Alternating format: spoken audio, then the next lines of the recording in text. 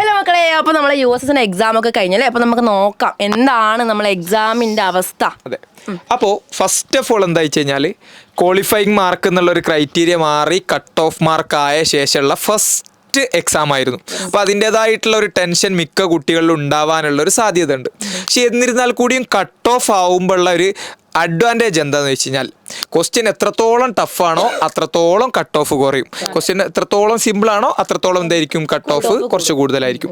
പൊതുവെ എല്ലാ സബ്ജക്റ്റും അത്ര കണ്ട് ബുദ്ധിമുട്ടിച്ചിട്ടില്ല എന്നാണ് സ്റ്റുഡൻസിൻ്റെ അടുത്ത് നമുക്കൊരു റിവ്യൂ വരുന്നത്.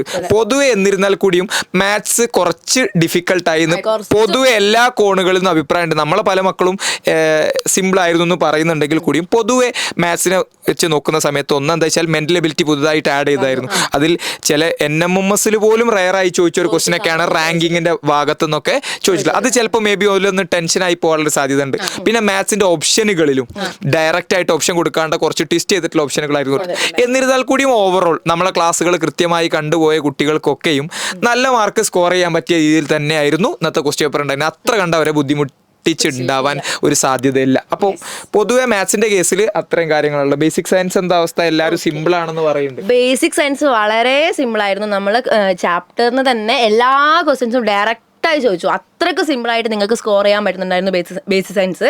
അതുപോലെ തന്നെ നമുക്ക് GK കറണ്ട് അഫയേഴ്സിൽ ഒരു ക്വസ്റ്റ്യൻ വന്നിട്ടുണ്ടായിരുന്നു. അതായിരിക്കും ചിലപ്പോൾ ഒന്ന് ടഫായിട്ടുണ്ടാവുക.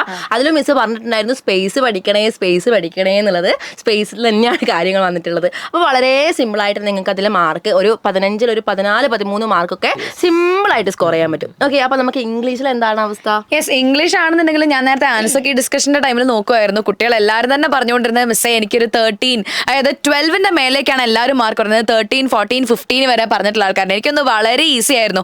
അത്യാവശ്യം നമ്മുടെ ലൈവുകളൊക്കെ കണ്ട് നന്നായിട്ട് പ്രിപ്പയർ ചെയ്തിട്ടുള്ള കുട്ടിക്ക് 15 ഔട്ട് ഓഫ് 15 തന്നെ കിട്ടാൻ ചാൻസ് ഉള്ള നല്ല ഈസി ആയിട്ടുള്ള ക്വസ്റ്റ്യൻ പേപ്പർ തന്നെയായിരുന്നു. അതിനകത്ത് നമ്മൾ പറഞ്ഞിട്ടുണ്ടായിരുന്നു ആദ്യം പാസേജ് കോംപ്രഹെൻഷൻ കുറച്ചും ഗ്രാമർ വേറെ എന്നുള്ളതാണ്. പക്ഷെ ഇപ്രാവശ്യം എങ്ങനെയാണ് പാസേജ് കോംപ്രഹെൻഷനെ തന്നെ ബേസ് ചെയ്തുകൊണ്ട് പോകുന്ന രീതിക്കുള്ള പുതിയൊരു പാറ്റേൺ ആണ്. ആ പാസേജ് കോംപ്രഹെൻഷനെ തന്നെ ഫോളോ ചെയ്യുന്ന രീതിക്കുള്ള ബാക്കി ഗ്രാമർ ക്വസ്റ്റ്യൻസും ഒരു പോയം കോംപ്രഹെൻഷൻ ആയിരുന്നു, which was actually very easy. വലിയ ഡിഫിക്കൽട്ട് ആയിട്ട് വെള്ളം കുടിപ്പിക്കുന്ന ടൈപ്പുള്ള പറയുകയാണെങ്കിൽ മാത്സ് തീരുമാനിക്കൂ എന്താണ് സത്യം, മാത്സ് തീരുമാനിക്കുക എന്താണ് കറക്കേണ്ടത്.